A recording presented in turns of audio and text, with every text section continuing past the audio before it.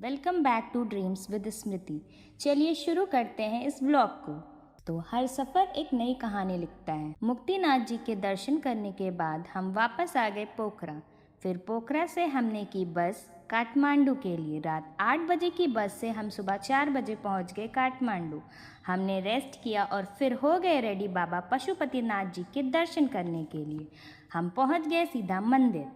इतनी भीड़ थी कि लगा भगवान के दर्शन नहीं, फ्री वाईफाई बांट रहे हैं। लंबी लंबी लाइन देख के लगा रेलवे रिजर्वेशन कराने आए हैं। लाइन में ही हमने पशुपतिनाथ जी के जयकारे लगाए। दर्शन हो गए फाइनली, भीड़ से बच गए। वहाँ से निकलने के बाद हम सीधा पहुँच गए बौद्धानाथ स्तूप। बौद्धानाथ स्तूप के नज़ारे इतने सुकून वाले थे कि लगा स्ट्रेस ने भी यहाँ से रिटर्न टिकट ले लिया है।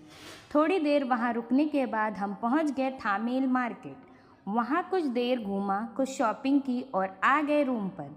फिर अगली सुबह हमने विज़िट किया चंद्रगिरी हिल्स। इसकी ऊंचाई लगभग 2551 मीटर समुद्र तल से है। ये काठमांडू से 16 किलोमीटर लगभग दूर है और केबल कार से ऊपर पहुंचने में लगभग 10 से 15 मिनट लगता है। 2551 मीटर की ऊंचाई पर पहुंचकर लगा बादलों से दोस्ती हो गई है। वहां हमने बालेश्वर महादेव के दर्शन किए, उसके बाद कुछ खाया। वहाँ अचानक से बहुत तेज़ बारिश होने लगी। बारिश रुकने के बाद हमने थोड़ा वहाँ घूमा और फिर निकल लिए अगले लोकेशन के लिए। अगले लोकेशन में हमारा शंभुनाथ मंकी टेम्पल था। यहाँ बंदर इतने कॉन्फिडेंट हैं कि लगता है मंदिर उनका है और हम गेस्ट हैं। शंभुनाथ का नज़ारा ऐसा था कि कैमरा भी बोल पड़ा, एक फ़ोटो और ले लो। पर हमें और भी लोकेशन पर विज़िट करना था, तो हम वहाँ से निकले और पहुँच गए गार्डन ऑफ ड्रीम्स। यहाँ पर कोने कोने फ़ोटो लेने के मन करता है, बस पोज डिसाइड करने में ही आधा टाइम निकल गया। हमें पकड़नी थी वापसी के लिए बस, तो हम वहाँ से निकले और फाइनली आ गए वापस अपने देश।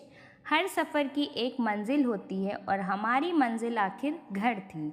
और इसी के साथ हमारा नेपाल का सफ़र यहीं ख़त्म होता है। अगर व्लॉग पसंद आया हो तो लाइक, शेयर और सब्सक्राइब करना मत भूलिएगा।